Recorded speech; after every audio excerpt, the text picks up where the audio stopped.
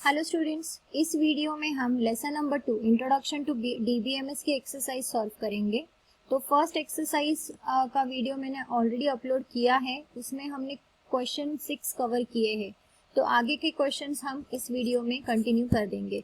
Part 1 की link आपको description box में मिल जाएगी या फिर इसी चैनल में आप सर्च कर सकते हो पार्ट 1 फॉर एक्सरसाइज सोल्यूशन। ठीक है, तो हमने उस वीडियो में यहाँ तक सॉल्व किया था कि यहाँ तक क्वेरीज लिखे थे सारे। अभी क्वेश्चन नंबर 6 ये आपका थ्योरेटिकल क्वेश्चन है। तो यहाँ है आंसर द फॉलोइंग क्वेश्चन। सबसे फर्स्ट क्वेश्चन है व्हाट इज द डेटाबेस। तो database is a collection of so many tables. ठीक है, तो आपका जो कुछ भी डेटा है वो अगर आपको रेलेवेंट मैनर में अगर स्टोर करना है तो यू रिक्वायर अ डेटाबेस। ठीक है, तो डेटाबेस की डेफिनेशन आपको स्टार्टिंग में ही मिल जाएगी, आपके चैप्टर के स्टार्टिंग में ही मिल जाएगी। So you can use that definition and you can write it in your notebook. ठीक है, I will show you where is the definition. आपको सर्च करके दे देती हूँ तो इजी होगा आपको लिखने में।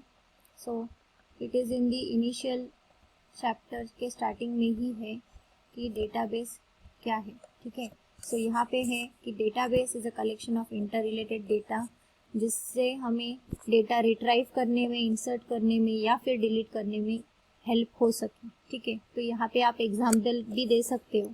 ठीक है, आगे चलते हैं कि advantages of database management system. तो एप्लीकेशंस में और एडवांटेज में बहुत सारे बच्चे कंफ्यूज हो जाते हैं। एप्लीकेशंस मतलब कहाँ पे डेटाबेस मैनेजमेंट सिस्टम हम यूज़ करते हैं, और एडवांटेज मतलब उसका बेनिफिट क्या है।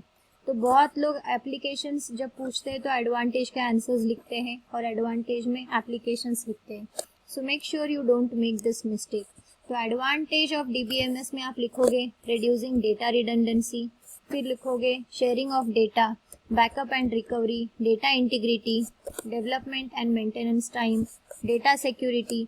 तो इन सारे टॉपिक्स में से आपको दो दो पॉइंट्स लेने हैं। अभी अगर डेटा रिडंडेंसी बोले तो एक ही डेटा अगर बार बार आप सेव करते जा रहे हो तो मल्टीपल फाइल्स क्रिएट होगी। तो डेटा रिडंडेंसी मतलब क्या कि एक ही फाइल के बहुत मल्टीपल्स कॉपी क्रिएट होना। तो ये जो है ना, ये डीबीएमएस के वजह से मिनिमाइज हो जाता है। नेक्स्ट है शेयरिंग डेटा।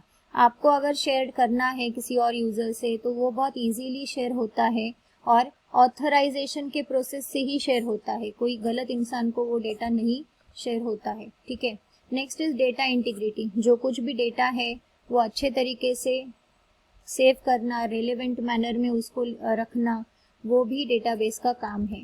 डेटा सिक्योरिटी, कोई बाहर का आदमी आपका डेटा नहीं देख सकता है। So that thing is also secured with the help of database management system. तो ये है डेटाबेस मैनेजमेंट सिस्टम के एडवांटेजेस, जो था हमारा सेकेंड क्वेश्चन। ठीक है, आगे चलते हैं हम थर्ड क्वेश्चन की तरफ। तो थर्ड क्वेश्चन है आपका what do you understand by data model. तो अभी डेटा मॉडल में क्या है कि कैसे हम एक दूसरे टेबल से रिलेशन कर पाते हैं। ठीक है, प्राइमरी की या फिर सेकेंडरी फॉरेन की, ये जो कीज हम लोग यूज करते हैं। तो डेटा मॉडल में आप लिखोगे इतना आंसर, क्योंकि ये पूरा डेटा मॉडल से ही रिलेटेड है। ठीक है, तो यहाँ पे रिलेशनल मॉडल की भी डेफिनेशन आ जाएगी। अगर हम लॉजिक लगा देते हैं टेबल के लिए और उससे रिलेशनशिप्स क्रिएट करते हैं, तब हम उसको बोलेंगे डेटा मॉडल। आगे चलते हैं नेक्स्ट क्वेश्चन की तरफ, वो है question number 4, what is a primary की। ठीक है, और उसके बाद है हमारा what is a DDL definition language.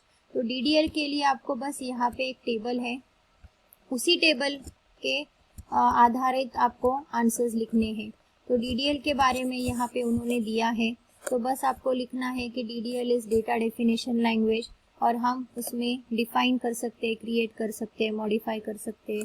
तो ये है आपके डीडीएल के स्पेशलिटीज़, और उसके कुछ कमांड्स आपको इसमें लिखने हैं। फिर चलते हैं हम प्राइमरी की के पास। तो प्राइमरी की हमारी होती क्या है। सो यहाँ पे है प्राइमरी की के बारे में उन्होंने जानकारी दी है। तो आप ये लिख सकते हो कि uniquely defines each row of a relationship. ठीक है, तो ये है आपकी प्राइमरी की। तो ये है आपका एक्सरसाइज नंबर 6 का आंसर। ठीक है, अब चलते हैं हम एक्सरसाइज नंबर 7 की तरफ। So exercise number 7, in a company the data is stored in a table under the following fields, ठीक है, employee number, last name, date of birth, address. So which data type will you use for the above field. अभी यहाँ पे उन्होंने दिया है employee name, तो employee name के लिए हम कौन सा डेटा, सो ये है हमारे पिछले वीडियो का आंसर्स, पिछले वीडियो के आंसर्स। सो जिन लोगों ने वो वीडियो नहीं देखा है तो आप यहाँ से वो आंसर्स डायरेक्टली लिख सकते हो, ठीक है। तो ये है क्वेश्चन नंबर 7 के आंसर्स हम लिखेंगे। तो अभी एम्प्लॉय नेम का जो डेटा टाइप है, एम्प्लॉय नेम, सो इसका जो डेटा टाइप है तो वो होगा कैर में, ठीक है, क्योंकि हम एम्प्लॉय नेम वो नंबर्स में तो नहीं लिखेंगे, कैर में ही लिखेंगे और उसको साइज देंगे 20, ठीक है।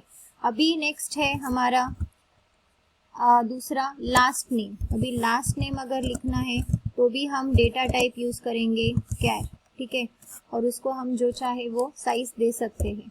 नेक्स्ट हमारा है आगे, so the next is address और डेट ऑफ बर्थ। अभी एड्रेस आया है तो मैंने आपको बोला है कि अगर आपको स्मॉल क्वांटिटी में अगर कुछ एंटर करना है तो आप कैर यूज कर सकते हैं, लेकिन अगर एड्रेस करना है तो आप वैर कैर यूज करोगे, तो वैर कैर डेटा टाइप यहाँ पे आप यूज करोगे।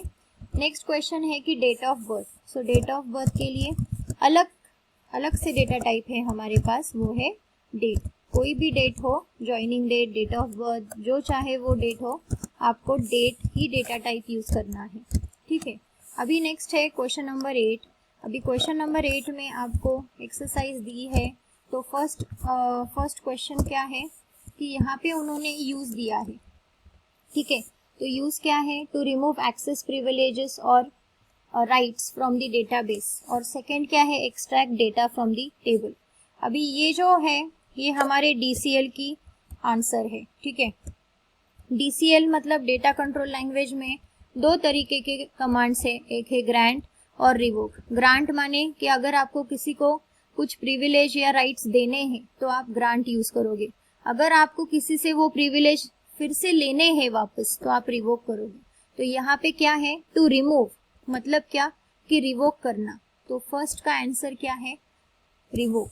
तो यहाँ पे मैं लिखूंगी रिवोक, ठीक है, तो ये है रिवोक। अभी सेकेंड में हम लिखेंगे क्या है ये, extract data from the table. अभी जो सिलेक्ट क्वेरी है ना, तो उससे क्या होता है कि अगर आपको किसी के भी बारे में कुछ भी इंफॉर्मेशन चाहिए तो आप सिलेक्ट क्वेरी से कर सकते हो। तो सिलेक्ट क्वेरी जो आपकी डीएमएल कमांड में आती है तो वो क्या करती है, extracts data from the table, ठीक है। तो इसका आंसर आएगा सिलेक्ट। तो ये है आपकी पूरी एक्सरसाइज लेसन नंबर 2 से रिलेटेड। अगर कुछ भी प्रॉब्लम है तो आप कमेंट सेक्शन में कमेंट कर दो, I will soon reply for all your comments. तो ये है पूरी exercise which is based on lesson number 2। यहाँ पे मैं लिख दूंगी, आप इसके स्क्रीनशॉट लेकर आपके नोटबुक्स फिल अप कर सकते हो, ठीक है। Lesson number 2 DBMS for IT subject 11th standard, ठीक है। तो ये है आपका सोल्यूशन और आपके answers. So this is all about the exercise which we have done for lesson number 2. So I hope you don't have any doubt. अगर कुछ query है तो comment section में ज़रूर queries को comments करो. I will soon revert back to you. Thank you so much and do subscribe the channel.